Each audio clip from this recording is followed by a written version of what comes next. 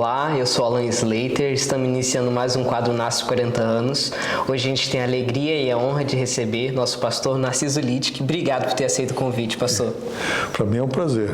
Depois de tantas idas e vindas, nós estamos nos conhecendo também e uma alegria. Vocês participando agora e eu já participando por algum tempo dessa instituição tão incrível que tem realizado um trabalho fantástico para Deus. É bacana demais a gente poder ver esse contato com a história e a gente já tem um vídeo, você pode ser convidado também a assistir o Pioneiro de Luz, que a gente também entrevistou o pastor Narciso, e brevemente agora a gente vai falar sobre a história dele em relação ao NASP.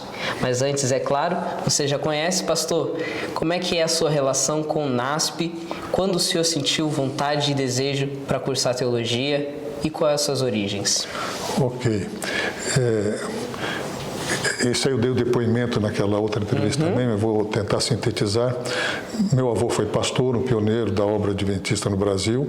Ele veio fugido da Europa na Segunda Guerra Mundial e trabalhou aqui por 50 anos. E para mim era um modelo, um exemplo. Meu pai, um homem que não tinha muita formação, na comportagem, ele transformou-se em diretor de comportagem, auxiliar de comportagem, foi ordenado como pastor e também foi um pastor exemplar. E isso me deu o desejo de servir. Eu estava no ENA, já com intenção, estudando no ENA, no antigo ENA, com intenção de fazer teologia. Vim para São Paulo terminar o curso de contabilidade e já segui fazendo o curso de teologia. Porque era a maneira que eu sentia de servir a Deus, sendo um pastor. Mas alguma coisa não estava batendo muito bem. Eu pregava, dava estudos bíblicos, mas alguma coisa parece que não estava... E eu acabei indo para a Argentina para estudar lá, e num dia, no segundo ano que eu já estava lá, passando lição de escola sabatina, eu lembro até hoje o cantinho da igreja, a classe que eu estava passando, caiu a ficha assim, eu quero ser professor. E meio impossível do jeito que era, eu parei tudo que estava fazendo para me preparar para ser professor. E eu entrei na obra, então, como professor de educação física. Trabalhei 2 anos como professor aulista de educação física, quando então me chamaram para ser obreiro. E um dos diretores de escola, eu teria que trabalhar em umas 3, 4 escolas para completar a carga horária, e um dos diretores me conhecia, sabia que eu tinha um curso de teologia quase que completo. Fui completar depois, né? Trabalhando no IAE em São Paulo, eu pude fazer até mais do que precisava em termos de carga horária.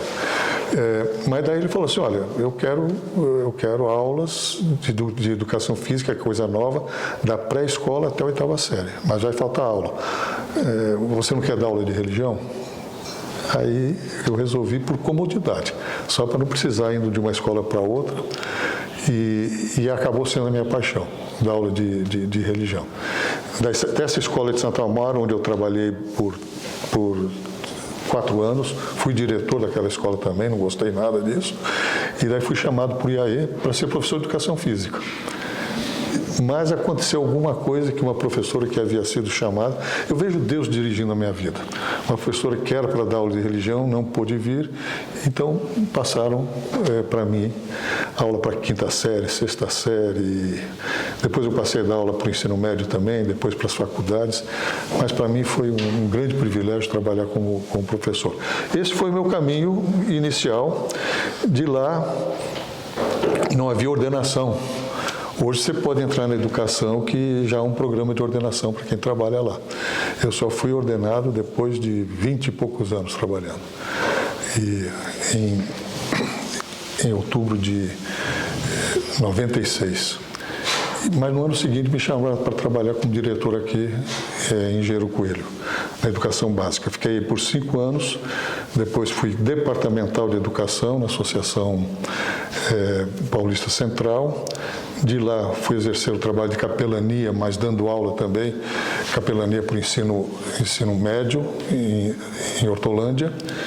E de lá eu fui reconduzido aqui para a reitoria para cuidar dos 3 campos, a parte espiritual dos 3 campos. Certo. Essa é mais ou menos minha trajetória, né? Bacana. O senhor se lembra o ano certinho que o senhor chegou aqui, em Engenheiro Coelho, e como é que foi a questão do chamado? Foi em 97, você diz assim, para trabalhar. A gente já tinha um contato com o pastor Boger. tá certo? Tínhamos trabalhado junto em São Paulo e ele veio trabalhar aqui, mas ele já me conhecia. Eu tinha feito uma semana de oração aqui para a educação básica também, um ano antes. E ele queria me trazer aqui para ser diretor interno. Eu falei, não dá. Não, mas você... Eu falei, não, uma coisa é ser bonzinho na semana de oração, né? O pastor de semana de oração sempre é bonzinho. Agora, diretor interno, tem que puxar a orelha do menino e tal. Não quero isso, não. Mas passou algum tempo depois, ele voltou a conversar comigo, mas era já conhecimento que a gente tinha com o Renato Stêncio, a esposa do Renato, filha do pastor Boger, amiga da minha esposa. Então através desse contato veio o chamado. E antes de... Agora tem um detalhe. Antes de ser ordenado ao ministério, eu não tinha nenhum compromisso com o chamado. Não tive muito chamado, na realidade tive consultas, mas eu, com maior facilidade, se eu não queria, eu dizia não. Mas a partir do dia que eu fui ordenado ao ministério, nunca mais neguei nenhum chamado ou colocação que pudesse surgir. Tanto é que, para ser ordenado, eu conversei com minha esposa. Daqui para frente, qualquer chamado que vier, você vai ter que aceitar comigo, porque daí é um chamado de Deus. Certo. Bonito, pastor. Agora conta pra gente como é que era a estrutura do NASP e como era a estrutura do colégio nesse período de 1997. Quantos alunos tinham? Qual era o número de professores? Eu trabalhei no antigo IAE, né? E peguei aquele período da invasão, Luiz Erondini invadindo a área do colégio ali, depois o professor Oli como diretor-geral do IAE em São Paulo, aquelas dificuldades, aquelas ameaças de tomar aquelas terras que existiam por ali. Haviam processos contra o gado criado ali, porque já estava dentro da cidade, a cidade avançou até lá, e não havia alternativa a não ser encontrar um outro lugar para fazer a transferência. E a ideia que se tinha na ocasião era que aquilo lá seria fechado para ter um outro local. Nessa altura do campeonato existiam apenas 3 faculdades: Faculdade de Teologia, Faculdade de Educação e Faculdade de Enfermagem. Aliás, a Faculdade de Enfermagem foi a segunda, né, a ser estabelecida, depois a Faculdade de Educação. E a educação básica, com o ensino médio, oscilava, dependendo do período, o número de alunos. Houve época que chegou no ensino médio a ter mais de 1.200 alunos, porque era a época dos cursos profissionalizantes.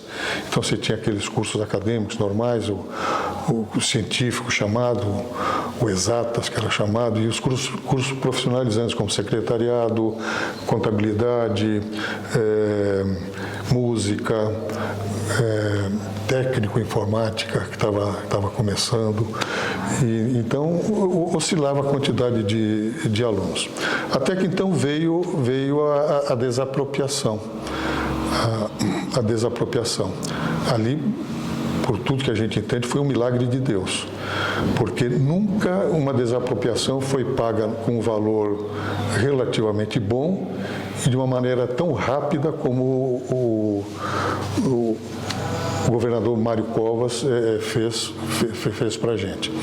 E naquela ocasião também já estavam procurando um lugar para encontrar esse aqui. Existem outros, né? Mas encontraram esse aqui.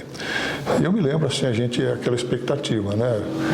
Vou, não vou, eu vou ficar aqui, vou me chamar para lá. E de vez em quando vinha uma leva para cá. E eu continuava lá. Mas estava bem lá também, porque o que se viu foi que lá em São Paulo as atividades continuavam, estavam continuando normalmente, né? Até que chegou o momento de... Lá estava com as pernas, tinha saído o curso de Teologia, tinha saído o curso de Educação, ficou o curso de Enfermagem lá. E aí começaram a abrir alguns cursos lá, enfim, aí houve progresso para os dois lados. E havia aquela grande situação, né? O novo IAE e o velho IAE.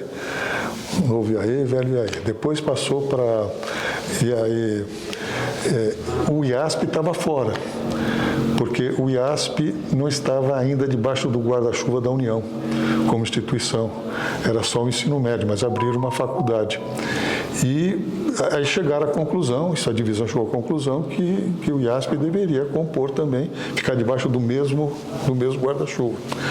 Então, mesmo estando lá, a instituição que dirigia era a IPAEAS, que dirige as escolas, deixou e ficou debaixo do guarda-chuva da Confederação das Uniões. E aí foi tendo progresso para os dois lados, crescimento. O Hortolândia cresceu muito, muito, muito mesmo. A cidade cresceu muito. E em termos de internato, aqui em Engenheiro Coelho é uma coisa incrível, né?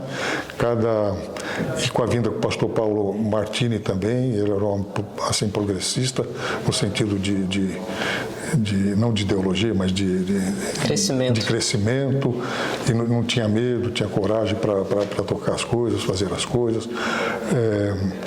A reitoria também foi... Mas aí nós tínhamos 3 campos meio que atuando de uma maneira independente.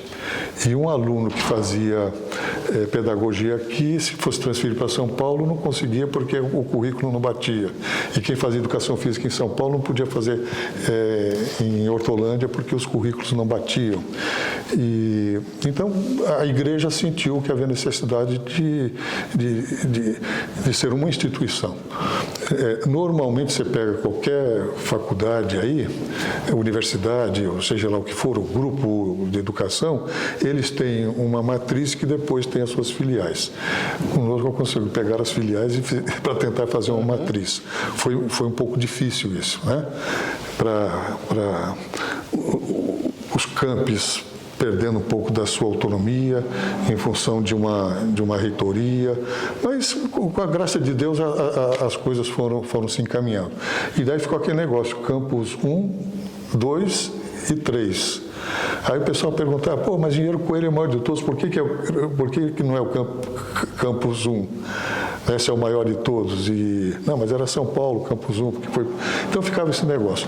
Aí houve sabedoria quando decidiram que seria Engenheiro Coelho, desculpa, o NASP Engenheiro Coelho, o NASP São Paulo e o NASP Hortolândia, né, com as siglas. Isso aliviou um pouco a tensão. E, enfim, posso contar uma historinha para mostrar como é que era o espírito dos pioneiros aqui? À vontade, professor. Eu estava na educação básica como diretor. E com o intuito até de divulgar mais o Engenheiro Coelho, o IAE, naquele tempo ainda chamado IAE, de Engenheiro Coelho, o novo IAE, para as pessoas, nada melhor do que os pastores para divulgar nas suas igrejas o colégio. Então, foi feito, com um acordo com a União, um concílio de pastores aqui, onde era a capela, atrás do refeitório, ainda existe esse lugar? Uhum. Era lá. Então, cabiam umas 700 pessoas, mais ou menos. Tinha uns 450 pastores. E o pastor Bulhon foi o principal orador do concílio. Mas o que aconteceu antes? Os professores todos foram dar uma faxina geral no dormitório. Cantinho por cantinho, vassoura, pano aqui, para deixar o colégio um brinco. Você imagina isso hoje. Professor querendo processar o colégio porque teve que trabalhar uma coisa que não era dar aula, tá certo? Mas estava lá todo mundo feliz, cantando, contando piada, brincando, porque estavam trabalhando numa coisa em prol do crescimento da instituição. Anos mais tarde, poucos anos depois, a igreja estava sendo construída e colocaram o teto. Não tinha forro ainda. Já escutou essas histórias? Uhum. Não tinha forro. Você ficava desviando dos presentes dos passarinhos, né? Sábado de manhã. Mas o que aconteceu? Não tinha nem janela dos lados. Vidro, tinha janela, mas não tinha vidro ainda. Mas queriam começar as atividades. Mas estava lá cheio de entulho e coisas. Novamente os professores se juntaram num domingo para fazer uma faxina geral, limpar, tirar todo o entulho, então pá na mão, carrinho de mão, enfim, colocar todo aquele entulho para fora, lavar tudo por dentro, para depois colocar em cadeiras provisórias para a gente poder ter o culto. E os professores fazendo isso com a maior alegria, com a maior satisfação, tá certo? Era o espírito que reinava na época, né? Amassar barro por aí. No meu primeiro dia de diretor aqui, primeiro dia de aula como diretor, eu fui chamado, porque um ônibus ficou atolado e o lado que ele atolou foi justamente o lado da porta dos alunos. Eles estavam todos presos dentro do ônibus. Como é que fazia para tirar os alunos de lá? E tinha gente que tinha mais conhecimento do que eu, né? Então já arranjaram um trator daqui, outro de lá, para poder puxar o... Era a aventura de uma época que estava começando. E quando a gente vê essa grandiosidade toda, a gente só pode acreditar que Deus está conduzindo todas as coisas. Correto, pastor. E quais foram, assim, as coisas marcantes nas mudanças que o senhor viu na escola no período que o senhor foi diretor? Na escola, quando se diz a escola, se diz a escola básica. A escola básica.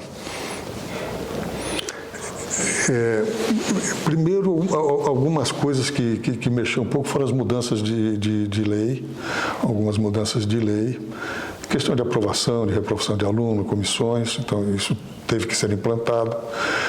Houve, num primeiro momento, uma diminuição de alunos, porque havia um programa que resolveu, se não foi uma decisão minha, foi uma decisão da equipe. Nós tínhamos muitos alunos vinha gente de Cosmópolis, Mojimirim, Mogi Guaçu, Conchal, Arthur Nogueira, e além de outros lugares, mas muitos deles eram alunos que não pagavam. Então, num primeiro momento foi interessante para divulgar o colégio, mas você tinha um volume de alunos aí que vinham assistir aula de manhã e ficavam esperando para o ônibus da tarde para ir embora e ficavam trabalhando lá na escola, mas não tinha trabalho para eles. Então, era uma dificuldade a mais e estava se gastando. Se você tem uma vaga disponível, tudo bem, mas quando você tem que aumentar a estrutura para abarcar esses alunos a mais, daí não compensa. Não sei se você entendeu. Eu tenho uma classe com 25 alunos, aparece um aluno carente que precisa.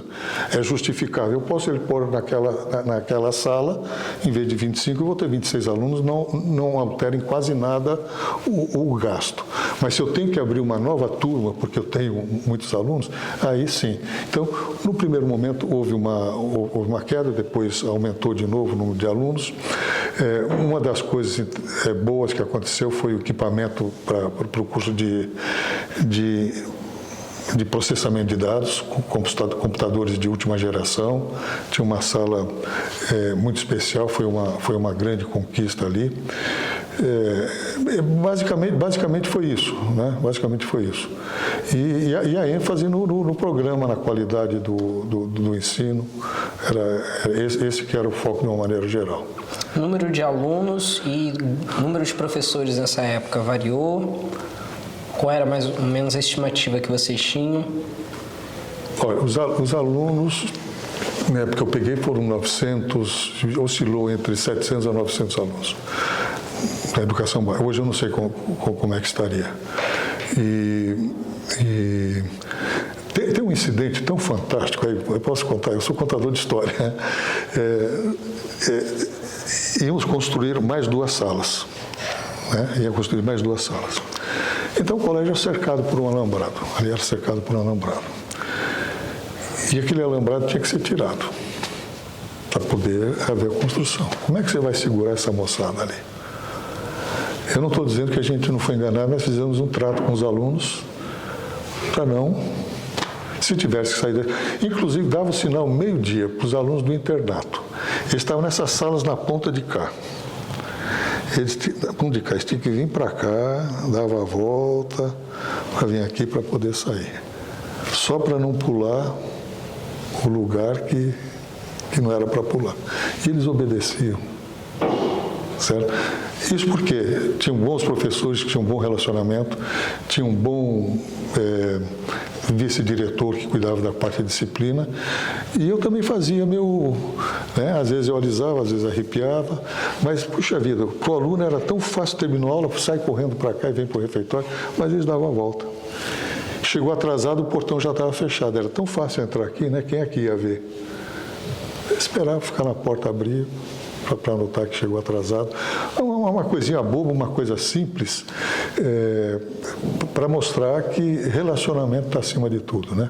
Você consegue mais coisas com bom relacionamento do que com muitas regras, apesar de elas serem importantes. Certo. Pastor, no período que o senhor estava como diretor, surgiu aqui no campus de Engenheiro Coelho a pastoral universitária.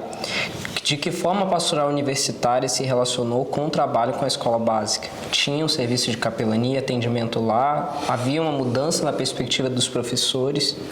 Não, nesse aspecto houve aí a pastoral atuou somente no curso superior. E era pressuposto naquela época, era comum, não era nada de anormal, que os professores de ensino religioso estariam responsáveis pela parte de capelania. E os dois professores que nós tivemos na época lá, o pastor Adolfo Soares e o pastor Volter, né? Eram os dois pastores que estavam lá. E uma vez eu vi minha filha conversando com o pastor Volter. Eu falei, puxa vida, ela tem um pai que é pastor, por que ela não conversa com o pai que é pastor? Esse foi o meu primeiro pensamento. Depois eu pensei assim, ainda bem que ela tem o pastor Volter para conversar. Uma pessoa capaz, uma pessoa interessada, uma pessoa de Deus, para fazer o trabalho que às vezes um pai não pode fazer e tudo mais. Então era mais ou menos assim que funcionava, né? Eu, quando era professor de religião lá em São Paulo, eu era o capelão, entre aspas também. Tinha o PMDE funcionando? Não. Ainda não? Não. Certo. Já exigia a exigência da Conferência Geral. Mas daí você tinha que fazer um relatório. Aí falava lá de PMDE. Você vinha coisas que não estavam no PMDE, mas que a gente fazia, por exemplo, classe bíblica. Está lá no PMDE, tem classe bíblica. Então, colocava como se tivesse feito. Mas o programa em si só foi entrar em vigência mesmo com o pastor Zé Maria, mas de forma embrionária. O plano para valer, nós conseguimos implantar em 2011. O plano completo, com planejamento, com tudo. É um negócio bonito de fazer. O pastor José Maria assumiu, então, o que seria a administração espiritual Tricamp, né? Tricamp. Como é que mudou a relação das pastorais Tricamps com essa coesão? É o que eu falo. O pastor Zé Maria é uma pessoa incrível, fantástica. A primeira sede não foi nem na reitoria, a primeira sede desse trabalho foi em Hortolândia mesmo. Então, além dele ser da pastoral lá, ele cuidava dos outros. Mas não havia ainda uma noção acabada, porque ele mesmo, pela experiência, estava tentando montar a estrutura junto com o professor Euler, que era Mas sabe como é que é? Numa estrutura em desenvolvimento, como estava acontecendo com o NASP, você criar funções novas sempre gera algum ruído com a questão da parte financeira, porque estão lá para isso. Né? O dinheiro da igreja sempre teve que ser muito bem contado. Não dá para ser perdulário, e eles estão lá para isso, para cuidar e tudo mais. Então, nem sempre foi... Porque se tem um professor de religião que pode fazer exercício de capelania como eu fazia, para que chamar um capelão? Quer dizer, isso aí não estava muito claro. Então, foi alguma coisa que foi sendo colocado e aos poucos foi havendo um convencimento até que a estrutura foi estabelecida. Perfeito. Pastor, agora... Mas você sabe o que é PMDE? Plano Médio de Desenvolvimento Espiritual. Plano Médio de Desenvolvimento Espiritual. Sim. Pastor, avançando um pouquinho na história, já partindo aí para Hortolândia. Qual foram as atribuições do senhor lá e quando esteve na pastoral, qual foram as mudanças que o senhor viu na administração? Quando eu fui para Hortolândia, eu fui chamado para ser capelão. Mas eu mesmo pedi para dar 2 turmas. Me deram 3. E ali no primeiro ano, eu entrei no meio do ano. E foi um período normal, assim. Eu dava minhas aulas, cuidava dos cultos da educação básica, não do curso superior. O pastor Zé Maria, que ainda estava lá, cuidava, por exemplo, do culto dos funcionários. Tinha culto dos funcionários que ia. E depois, quando eu ocupei o lugar dele lá, eu também fazia esses cultos todos, né? Coloquei no ensino médio que estava lá uma novidade que tinha acontecido muitos anos, o culto das mangueiras. Tinha acabado, não existia mais culto das mangueiras, que é o culto de sábado de manhã. Você acordava cedo, ia lá, fazia um culto, e foi uma grande bênção. E a coisa foi tão boa que não tinha férias. Mesmo no período de férias, eu morava por ali, cuidava, se eu saía por alguma razão, tinha um responsável. Então, nos 5 anos que eu passei lá, 5 anos, desde que o culto foi montado, nunca houve interrupção. Certo? O pessoal já sabia. Tínhamos o culto de sexta-feira à noite, que era da pastoral, e a gente já fazia propaganda para o culto no outro dia. E tinha aqueles fiéis, tinha aqueles que vinham de vez em quando, e histórias maravilhosas, né? De pessoas que passaram por lá. Então, esse foi no primeiro momento o meu trabalho. Muito atendimento pastoral, o meu coração trabalhando com esses alunos tem coisas terríveis. Tem coisas maravilhosas que aconteceram, mas tem histórias de abuso, de violência, pessoas que sofreram, coisas inimagináveis. Mas, com a graça de Deus, a gente estava lá para realizar esse trabalho naquele momento. E acredito que pude ter sido um instrumento nas mãos de Deus para ajudar algumas pessoas. Nesse ínterim, o pastor Zé Maria veio aqui para a reitoria. E eu assumi o lugar dele lá na pastoral do campus. Do campus. Aí, então, agora aumentou a parte do curso superior. Dava aula para o curso, fazia o culto com os professores do curso superior, culto com a educação básica, tinha as classes bíblicas, 3 classes bíblicas, exatamente 13 pessoas, quando eu saí de lá para vir para a reitoria, que estudava a Bíblia comigo sistematicamente. Algumas coisas assim fantásticas. E o professor Wallace,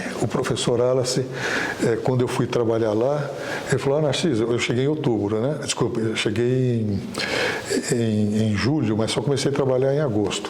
Ele falou: tem o batismo da primavera aí. Ele falou assim: você tem algum alvo? Eu falei: não sei, vamos conversar. Ele falou assim: o colégio vai fazer 60 anos. Que tal 60 alunos serem batizados? Essa foi a meta. E daí no ano seguinte, 61. No outro ano, 62.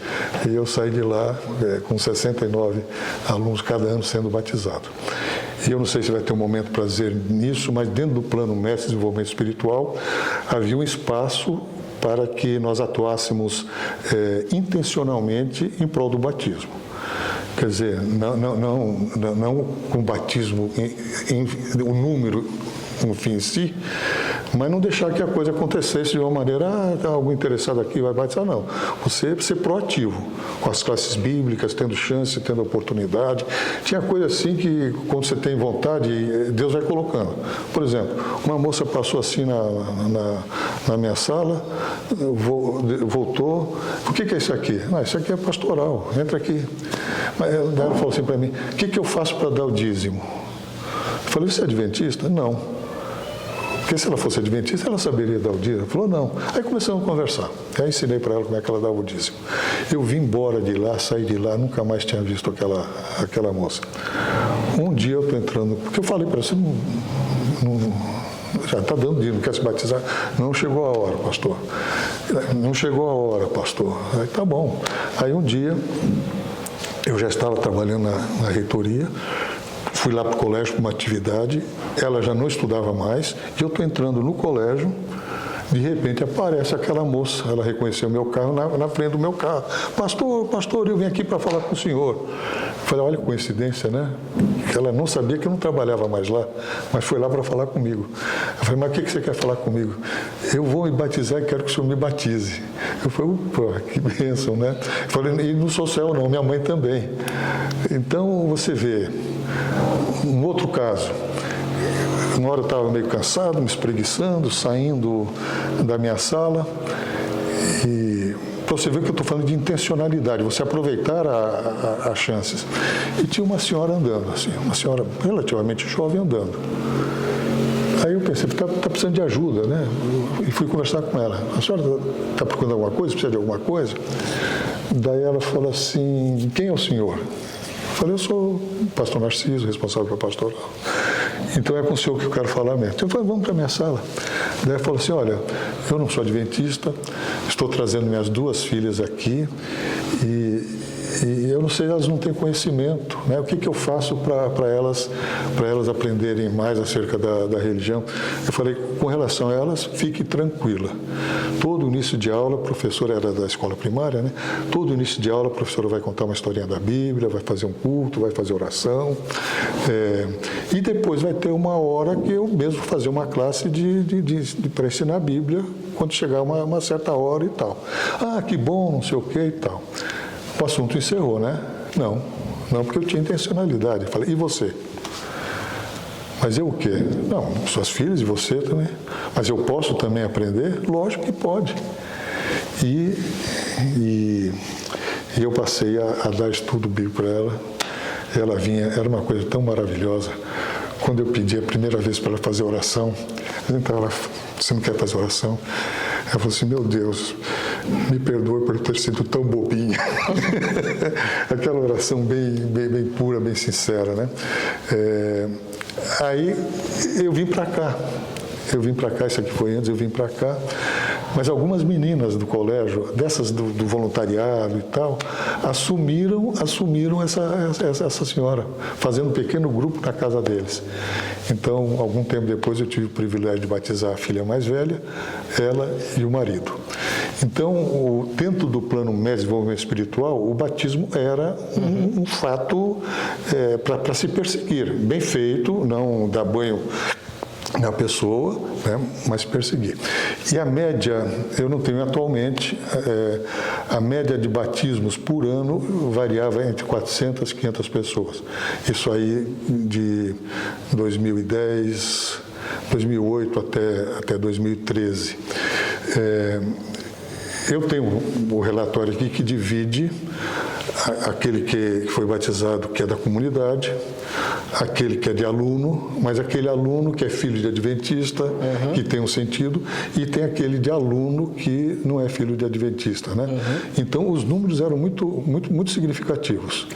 E eu não sei como é que está hoje, mas o fato é que a nossa instituição tem sido um polo de aproximação para as pessoas que querem conhecer a verdade. Certo. Professor, aproveitando a deixa, quando o senhor era pastoral lá de Hortolândia, tinha uma equipe da pastoral, alunos, tinha outros auxiliares do senhor, ou o senhor trabalhava... Como é que era a dinâmica? Não, eu tinha uma secretária, que era uma aluna bolsista, e nas diferentes atividades eu tinha o alunado como auxiliares. Então, uma classe bíblica, tinha um aluno que me ajudava. O culto das mangueiras, tinha lá uma diretoria completa que tocava aquilo ali, que era música, enfim, toda a programação ficava comigo e por conta deles também, né? Mas oficialmente não, a não ser o pastor Adalto, que foi chamado para a capelania da educação básica, só que ele tinha a carga completa de professor. Entendi. Dentro daquele plano anterior, era o professor e era o capelão. Então, era mais ou menos com essa estrutura que a gente andava. Agora, quando você tinha projetos especiais, por exemplo, começou naquela época a entrega da Esperança, o livro da Esperança. Bom, todo mundo ajudava a gente, né? Certo. Todos os professores. E culto, por exemplo, o culto, eu estava presente sempre, mas tinha alguém que coordenava também. Então, era mais ou menos assim. Ok. Avançando então, quando o senhor chegou agora para trabalhar na reitoria, quais eram as dinâmicas e desafios para o senhor trabalhar agora que o senhor estava voltando para Engenheiro Coelho? O que tinha de novo e quais eram as missões que foram incumbidas para o senhor? De novo, era a implantação do Plano Mestre de Desenvolvimento Espiritual, o PMDE, que muitas vezes a gente fala PMDB, né? Que é cada política aqui, né? PMDE, Plano Mestre de Desenvolvimento Espiritual. E o fato é que cada coisa que fôssemos fazer no aspecto espiritual deveria ser planejado. Então, por exemplo, o que abarcava esse plano? Cultos bem pensados. Né? Culto da manhã, culto da noite e, no caso aqui e de São Paulo, culto das 11 horas da noite, que era um sucesso naquele tempo. O culto à noite para os outros. Não era para fazer um culto qualquer, né? Vamos passar o tempo aqui logo para... Não, às vezes dentro de matemática, dentro de alguma coisa. Cultos em todos os departamentos da instituição. Isso é uma tradição na Igreja Adventista no mundo inteiro. Todos os lugares de trabalho têm o seu culto. Então, aqui tem a serralheria, não sei se tem a administração, eles têm um culto bom, aqui eu tinha. Né? Lá, no lugar, construção. Então, são vários cultos que são feitos e a gente tinha que acompanhar, ver se estavam realmente acontecendo e também estimular, dar ideias para eles melhorarem. A outra coisa que estava dentro do plano era a ideia do acolhimento, né, que eu já expliquei, que era dar aquela primeira atenção para o aluno quando precisava. O aluno devia saber que ele tinha alguém com quem falar caso precisasse. Eu fiz uma coisa que o pessoal falou que era um absurdo.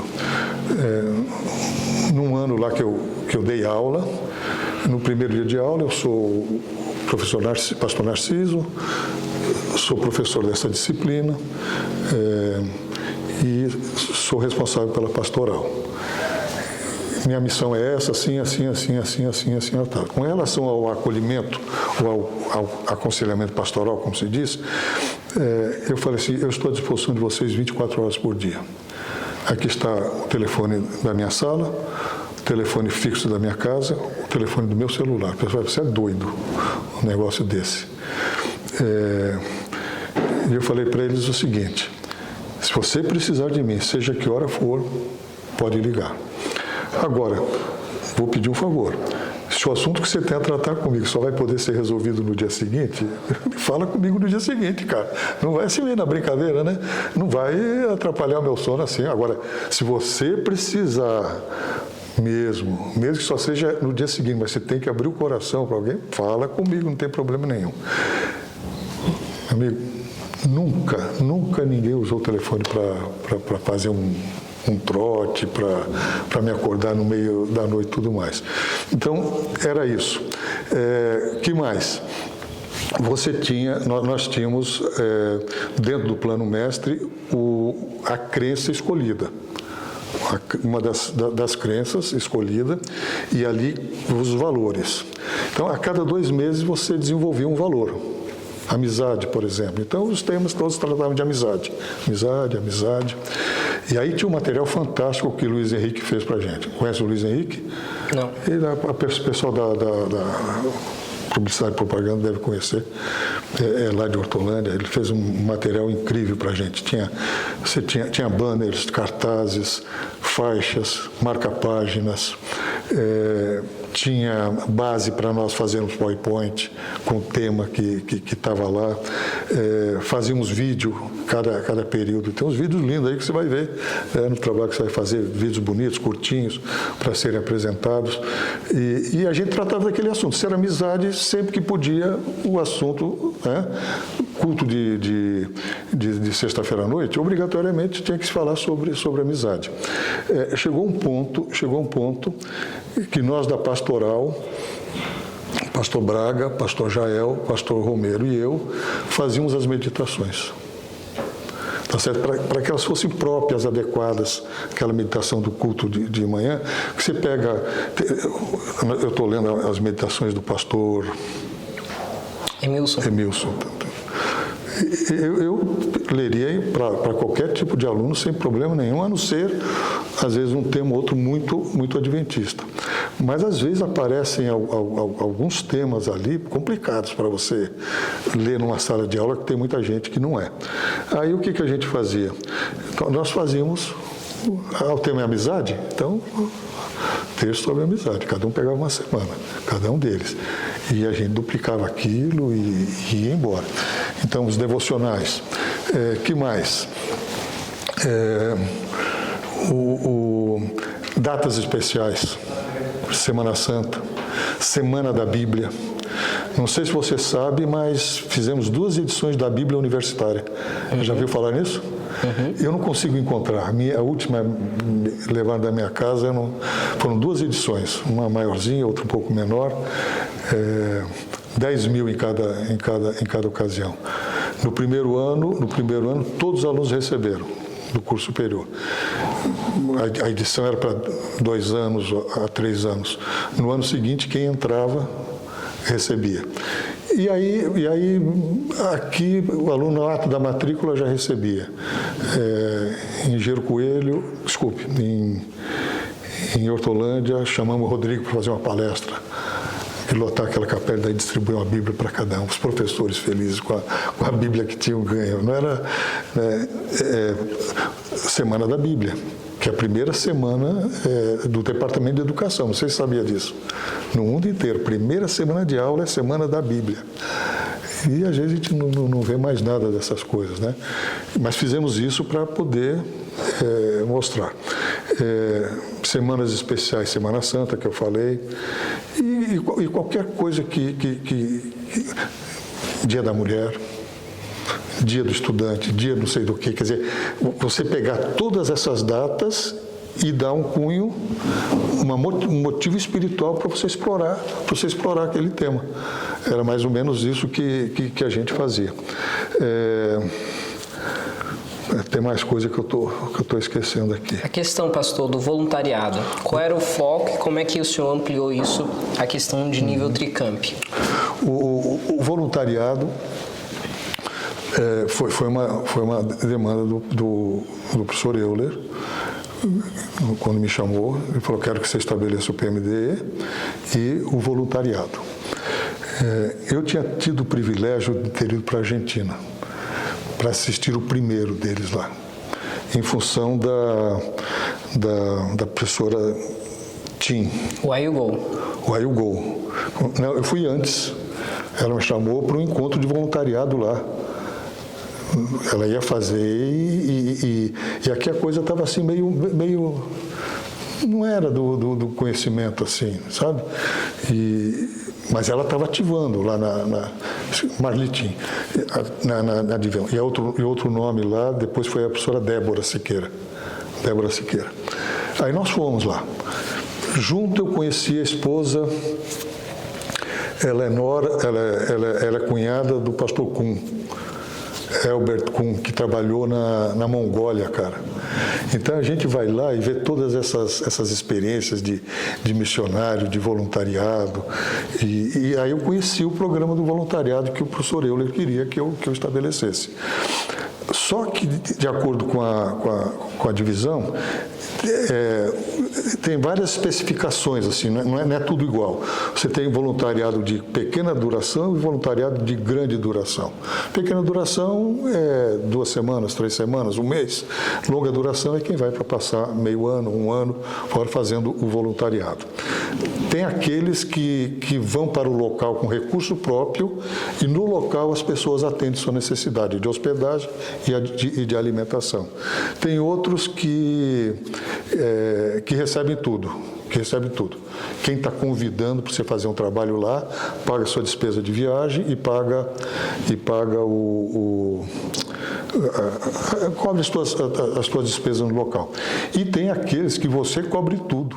Mas isso foi sendo implantado aos poucos. Em 2011 teve o primeiro AIUGO na Argentina, em 2013 o segundo, e aí foi pedido pelo ministerial secretário da divisão que o NASP fizesse o AIUGO aqui. E a gente analisando, eu tinha 3 câmbios para fazer. O que oferecia melhores condições era o Engenheiro Coelho, e foi feito aqui. Em 2015? Em 2015. E como era a relação do núcleo de missões com o Tricamp? Qual era essa dinâmica de parceria? O NUNCE tinha uma atuação basicamente aqui dentro do campo, já que ele trabalhava basicamente com o pessoal do curso de teologia. Mas pela estrutura que foi montada, até para dar um suporte para o Volter, todos os projetos que o NUNCE fazia tinham que ser aprovados pela reitoria. Para quê? Para a divisão estar sabendo, né? Porque às vezes o Volter, na sua fã de fazer as coisas, fazia e nunca carejava, né? Você tem que contar também o que está acontecendo. E outra, você tinha que sair com as pessoas todas votadas oficialmente pela igreja. Caso acontecesse alguma coisa, por exemplo, eu vou para Toronto agora, eu sou aposentado, tenho um seguro, vou ter que pagar um seguro da obra. Mas se acontecer alguma coisa comigo lá, eu tenho até transporte aéreo garantido. Agora, se eu não vou sem nada, eu estou perdido. E assim acontece com quem vai fazer voluntariado. Onde ele for, ele vai estar coberto, tá certo? Para ser trazido. Então, o NUNCE teve essa característica. Ele foi, vamos dizer assim, um braço da questão do voluntário, do engenheiro, que a gente foi agregando. Os Calebs, por exemplo. Tinha muita gente que saía daqui para fazer Caleb, e a gente entrava dentro do plano do voluntariado. A organização era diferente, outra, mas em vez de brigarmos, a gente se apoiava mutuamente. Entendi. E na sua perspectiva, qual o impacto desse crescimento, desse fortalecimento dos núcleos para os campos em específico? Primeiro, quando eu saí, eu não sei como é que está agora, mas quando eu saí, você vê, nós temos 2 campos agora que não tem mais o curso, o internato. E muitas dessas coisas acontecem no seio do internato, tá certo? Se você tirar o internato daqui, você quebra grande parte desse esforço, porque é dentro dessa comunidade que a coisa acontece. Eles têm projetos ainda. Hortolândia tem projetos, São Paulo tem projetos ainda, mas antes tudo isso impactava diretamente a comunidade estudantil. Por quê? Porque quando você voltava, você tinha pelo menos 1, 2, 3 domingos, tá certo? A gente juntava, vinha um grupo que tinha projetos que juntavam os 3. Tinha projeto que juntava 2, tinha projeto que era só de um camp. Mas depois a gente ia pelo menos no mês de agosto passando nos lugares para contar as histórias. Então essas histórias que eu estou contando aqui, tá certo? Você conta lá, mostra e tal. Então vai criando na pessoa o desejo de participar. Então era uma coisa que estava bem forte, bem latente nas pessoas. Só que quando nós colocamos o lema do projeto é AIUGO, eu vou, né, eu irei. Mas eu criei um slogan secundário, vamos dizer assim, em qualquer tempo, em qualquer lugar. Porque tem muita gente, eu quero ir lá para Moçambique, eu quero ir para Paris, porque fizeram em Paris também um voluntariado. Eu quero ir lá para Paris. Aí eu ia ver, o que você já fez de voluntariado? Você pode fazer voluntariado com seu colega de quarto, você pode fazer voluntariado no teu bairro, dentro da sua casa, na sua vizinhança. Agora, se for ficar esperando para ir para Nova York fazer um voluntariado, que teve voluntariado nosso em Nova York, não faz sentido. Quer dizer, você tem que estar pronto agora, se for necessário, você está aí. Então, em qualquer tempo, em qualquer lugar. Não precisa ser aquela coisa, tem que ser a pessoazinha na esquina, o pobrezinho que está lá, que você tem que dar atenção também. Pregar o evangelho para quem precisa, teu colega na faculdade, etc. Ok. Pastor, algo importante também para a gente citar agora na entrevista é a questão da mudança de pastoral para direção espiritual. O senhor acompanha essas mudanças. O senhor podia explicar para a gente o que muda na estrutura e como é que cresceu? Essa mudança, você vê, nós começamos com a terminologia de capelania. Essa aí vem de décadas. Capelania, e era assim que funcionava. E a ação da capelania era de receber as pessoas, orientar, era mais ou menos assim. Aí passou, dentro do ambiente escolar, a pastoral universitária, porque está no meio. Em geral, no ensino médio, continuou se falando em capelania ainda. Mas colocou esse nome, era bonito, né? Inclusive o pastor Zé Maria foi chamado de Aldo, na verdade, Zé Maria Barbosa. Ele foi chamado de Aldo, sabia? Por quê? Porque é o seguinte, estava lá, o pessoal falava, né? Pastoral do Campus. E uma pessoa escutou, pensou que era pastor Aldo Campos. Não, era pastoral do Campus. E foram falar com o Zé Maria lá, mandaram um documento.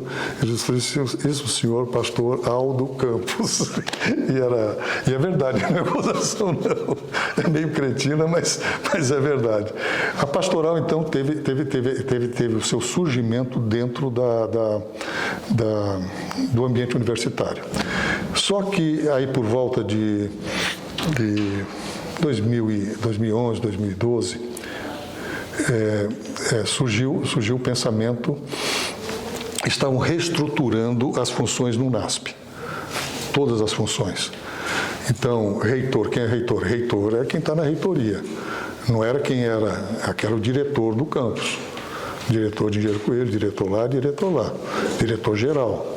Depois você tinha o diretor de assuntos estudantis, que antes era o diretor interno, diretor de assuntos estudantis.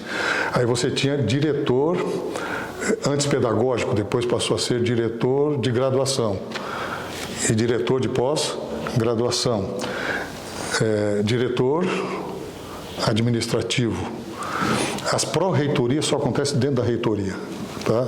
Os outros são diretoria. E naquele momento julgaram ser interessante que a parte espiritual tivesse uma diretoria também. Então, diretoria de desenvolvimento espiritual. O que significou isso? Que antes se reuniam diretor-geral, numa reunião de diretoria, por exemplo, a maior diretor de todas, Conselho Superior Universitário, estava o reitor, toda a equipe da reitoria, estavam os diretores de campus, estava o diretor administrativo, estava o diretor de assuntos estudantis, estava o diretor de graduação, diretor de pós-graduação, e discutiam os assuntos. Agora, com essa nova função, diretoria de desenvolvimento espiritual, o pastor estava presente. E estando ele presente, ele podia participar das decisões, interferindo, dizendo, solicitando, e levando projetos para serem votados. Quer dizer, cada reunião que tinha do Consul, eu tinha meus projetos para serem votados. Alguns, nada mais do que mera oficialização. Por exemplo, nós vamos sair para um projeto para Moçambique. Eu descrevi o projeto todinho, do campus tal, e levava lá para ser votado. Votado lá, passava para a divisão. E daí a divisão oficiava. Então a presença da gente era necessária. Eu chegava, Walter, qual é o seu plano para o NUS? Nós vamos para o Japão, nós vamos para a Índia. Então me traz o projeto, Walter. Aí o projeto vinha, fazer assim. O projeto era para onde vai, quem vai pagar a despesa, da onde vai sair o dinheiro, de onde sai recurso, o que vai ser feito, qual é o público-alvo. Quer dizer, não era eu vou e pronto, era bem pensado. Aí votávamos lá. E, eventualmente, se nós estivéssemos juntos lá, nas reuniões de planejamento, a coisa mais gostosa era a parte da diretoria de desenvolvimento espiritual. pastor Braga, pastor Jael, pastor Romero e eu. A gente fazia uma verdadeira farra lá, sabe? Porque a gente vibrava, tem hora que era como se fosse feito um gol, quando você tinha uma ideia, quando alguém tinha um insight de alguma coisa que precisava, que podia ser feita, alguma coisa assim. E a gente queria ver o que estava acontecendo na reunião de planejamento, porque a gente estava vibrando. Mas você entendeu, né? Quer dizer, tornar essa função uma diretoria fez com que a parte espiritual entrasse diretamente nas decisões do campus. Porque, às vezes, uma decisão que não tem nada aparentemente a ver com a parte espiritual pode afetar a parte espiritual lá atrás, seja num currículo, seja em alguma coisa. Então, a presença foi muito importante.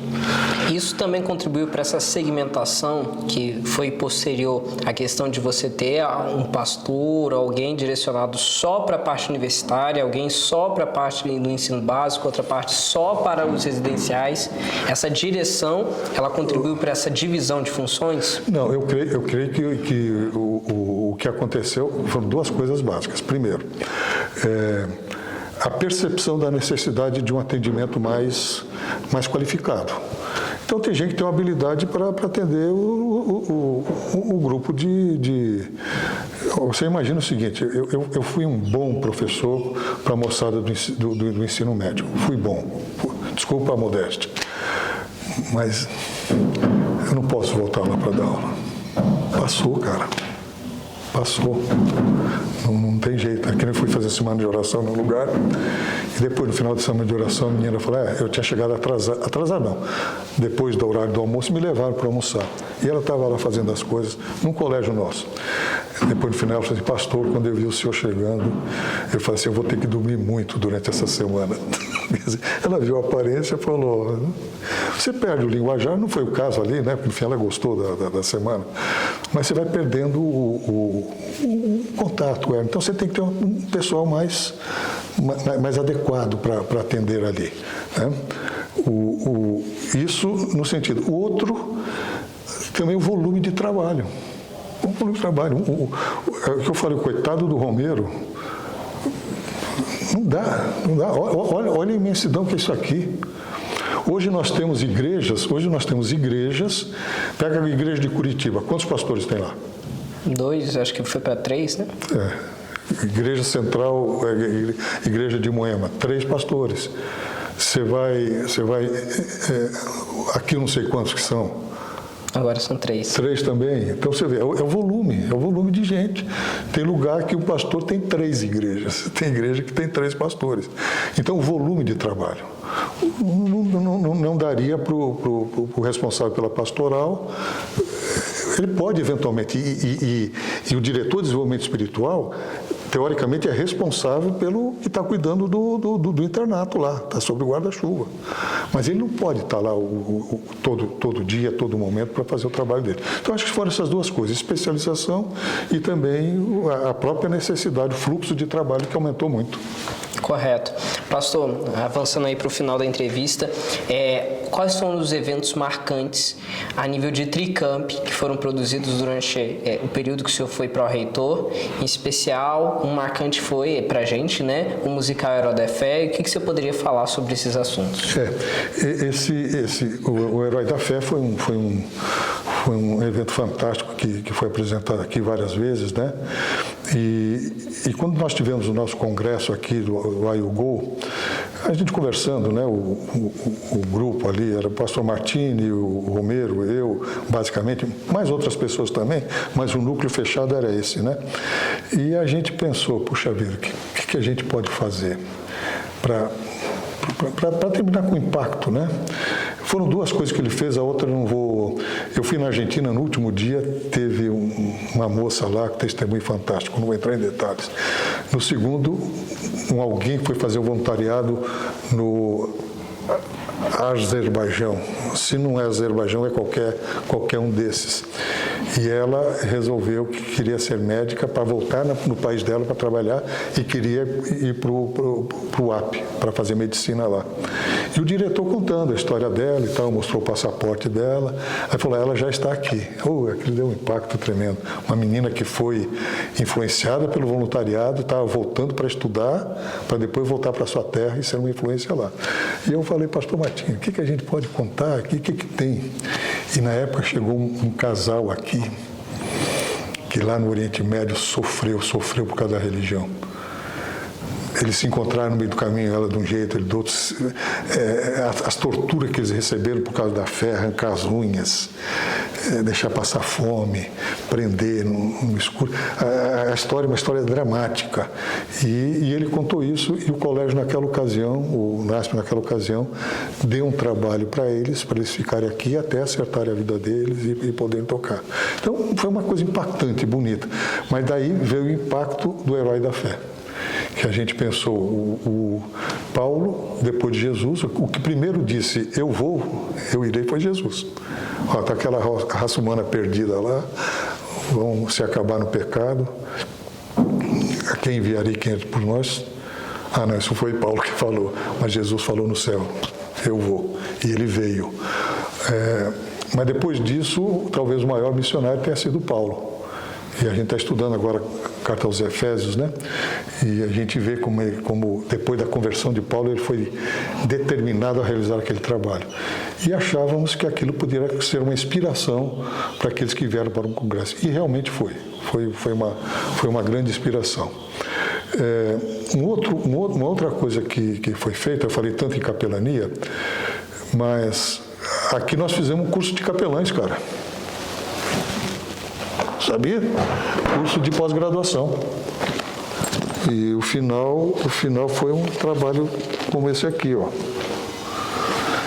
Costa é uma professora daqui, como é que era o nome dela? Francisca Pinheiro da Costa. Valdecir Clarice Kunz, Valdeni e Narciso Littke. Essa é uma obra, trabalho dos alunos que fizeram o curso de capelania nesse campus e por pedido da divisão. A divisão começou a pedir e tal, e nós fizemos esse curso. Quer ver uma ironia do destino? Eu sou graduado em Educação Física, terminei Teologia, como eu contei, e fiz Pedagogia. Agora eu tinha que dirigir esse curso, porque achava que eu tinha que dirigir esse curso, mas eu não tenho mestrado, não tenho doutorado, não tenho nada. Eu tenho doutorado na escola da vida, né? Que se aprende muito. Se está disposto a aprender, você aprende muito. Mas sabe por que eu pude dirigir o curso e dar aulas para esse pessoal? Porque eu tinha especialização. Sabe em que eu tinha especialização? Técnico em basquete. Área de Educação Física, fiz curso técnico, tá certo? É uma especialidade, e para dirigir um curso de pós-graduação você precisa ter alguma pós. Eu tinha. Mas a minha grande experiência foi com os meus alunos, uma vida inteira trabalhando com alunos. Muita gente perguntava o que eu havia feito de errado, porque eu não fui cuidar de igreja. Eu não fiz nada de errado, eu quero estar na sala de aula mesmo, por mais difícil que seja. E qual é o grande diferencial do NASP na sua perspectiva? Eu preferia dizer qual é o diferencial da educação adventista. Porque o ideal da educação física, da educação adventista é maior, na minha opinião, do que o NASP. Devemos perseguir não o ideal do NASP, que pode ser bom, maravilhoso, mas tem que perseguir o ideal da educação adventista. Às vezes pela grandiosidade, às vezes pelo sucesso. Eu não estou querendo fazer juízo de valor, mas a gente sabe que acontece eventualmente de nós comprometermos alguns valores, não vou dizer em princípios, né, mas valores em detrimento de fazer, de ter, e às vezes a gente esquece um pouco da essência do que é a educação adventista. E isso não pode se perder. A educação adventista começa desde o lar, da criancinha. Um dia vocês vão ter um filho para cuidar. A grande beleza da educação adventista é transformar as criaturas em seres autônomos, pessoas que saibam se conduzir na vida, pessoas que saibam tomar decisões. Tem muita gente que sabe tomar decisão, mas só faz coisa errada. Então tem que saber tomar decisões, fazer escolhas, porque tem gente que espera que os outros decidam por elas. Fazer escolhas, mas acima de tudo fazer escolhas certas. Isso é todo um processo que começa na infância e vai até a idade adulta. Eu pensei que curso superior não tinha nada a ver com formação, tem a ver sim, porque a gente sempre vai estar na escola da vida aprendendo as coisas. E mais do que informação, que é importante, que é fundamental, que é essencial, que é indispensável. Então, não estou negando um lado, pelo contrário, estou reforçando. Mas, acima de tudo, é a formação. O que eu serei, o que eu farei com o conhecimento que eu tenho. Que tipo de ser humano eu vou ser. Não é só que tipo de adventista, não é só que tipo de religioso eu vou ser, que tipo de ser humano eu vou ser, nesse mundo em que nós estamos vivendo, tá certo? Então, o processo de educação está bem claro na Palavra de Deus e nos escritos de Ellen White. São eles que devem nortear aquilo que nós pensamos e aquilo que nós vemos. Enfim, de qualquer maneira, eu sou grato a Deus pelas instituições que nós temos. Mesmo que, eventualmente, a gente possa encontrar defeitos, e não é o que eu quero fazer aqui agora. Mas acho que o ideal tem que ser posto mais para cima. Por isso que eu me lembrava sempre dos planejamentos que nós tínhamos, as reuniões de planejamento no começo do ano, onde esses ideais eram reforçados, eram encarecidos, eram trazidos à baila novamente, à tona novamente, né?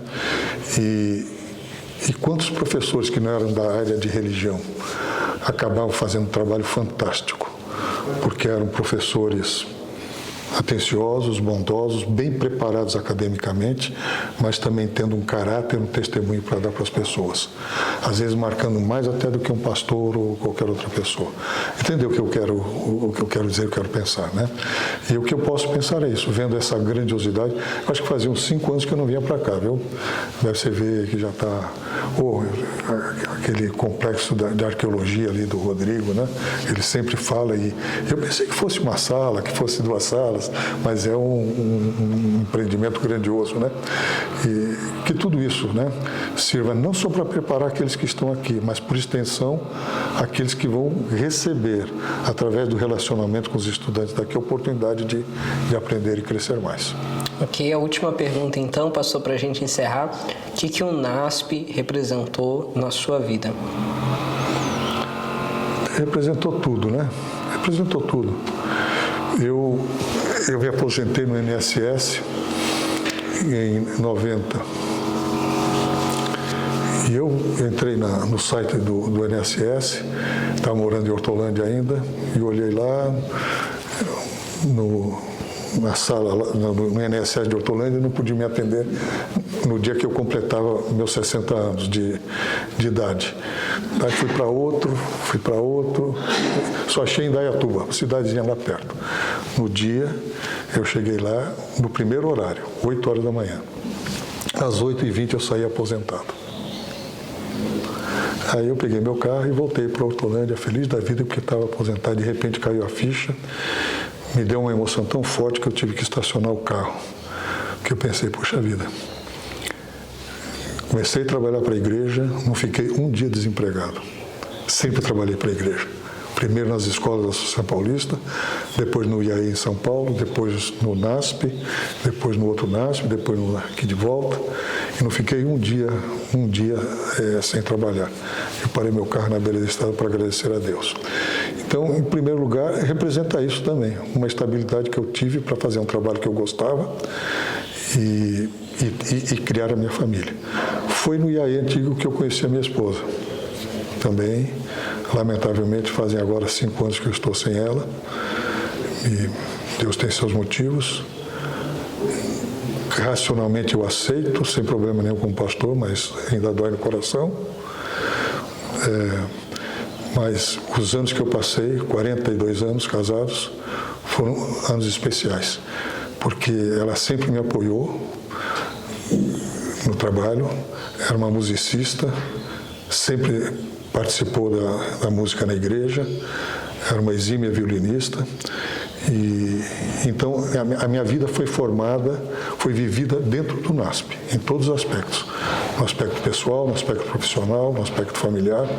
Então eu só posso agradecer, além dos grandes amigos. Você viu, o Renato foi mais aluno meu do que colega, né? Não foi aluno meu, mas você viu a amizade?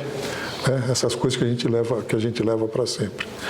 Eu fui para Moema agora, recentemente, porque minha filha está assistindo lá, e encontrei um ex-aluno dirigindo uma classe de escola sabatina. Foi meu aluno no meu primeiro ano, aluno de educação física. O abraço que a gente recebe, daí apareceu outro. Aí tinha uma ruivinha lá que era de educação física, também ficou sabendo, foi lá um sábado que eu estava lá para conversar comigo. Então, nem sempre você acertou. Eu tenho certeza que tem gente que não gosta de mim. Mas, graças a Deus, eu acho que eu pude ajudar muitas pessoas com a graça de Deus. Amém. Então, o NASP é tudo. Amém. Obrigado, pastor, pela essa linda entrevista. E a gente fica aqui, mais um quadro NASP 40 anos. A gente sabe que aqui os nossos sonhos continuam. Obrigado pelo seu carinho e tchau, tchau.